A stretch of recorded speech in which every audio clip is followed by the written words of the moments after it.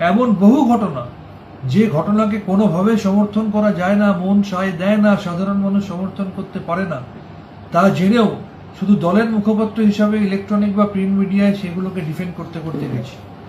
এরপরে আমার মন আর কোনোভাবে সম্মতি দেয় না যে এরপরেও এই ধরনের দুর্নীতিগুলোকে সমর্থন করতে হবে। আমি তৃণমূল কংগ্রেসের জন্মলগ্ন থেকে ছিলাম। দল আমায় যখন যা দায়িত্ব দিয়েছিল আমি নিষ্ঠার সাথে পালন করার চেষ্টা করে গেছি।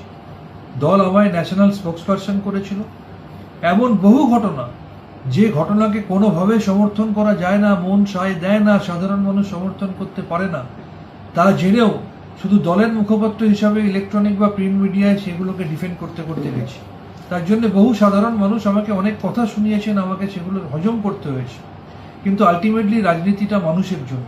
সেই বাংলার মানুষ 2026 সালের 4 মে বিপুল ম্যান্ডেটের মধ্যে দিয়ে যখন বুঝিয়ে দিলেন যে চাকরি চুরি, আরজিকর কাণ্ড, অভয়াকাণ্ড সহ বিভিন্ন ক্ষেত্রে পাহাড় প্রমাণ দুর্নীতির বিরুদ্ধে তারা রায় দিয়েছে, তখন সেই মানুষের রায়কে মাথা পেতে নিয়ে হার স্বীকার করা উচিত। তাই মানুষের রায়কে মাথা পেতে নিয়ে হার স্বীকার করে এরপরে আমার মন আর কোনোভাবে সম্মতি দেয় না যে এরপরেও এই ধরনের দুর্নীতিগুলোকে সমর্থন করতে হবে। তাই আমি আজকে তৃণমূল কংগ্রেসের সর্বভারতীয় সভানেত্রী তথা এই রাজ্যের প্রাক্তন মুখ্যমন্ত্রী শ্রীমতী মমতা বন্দ্যোপাধ্যায় মহোদয়ের কাছে ন্যাশনাল স্পোক্সপারসনের পদ থেকে আমি ইস্তফাপত্র পাঠালাম। আমার ইস্তফাপত্র গ্রহণ করে বাধিত করবেন।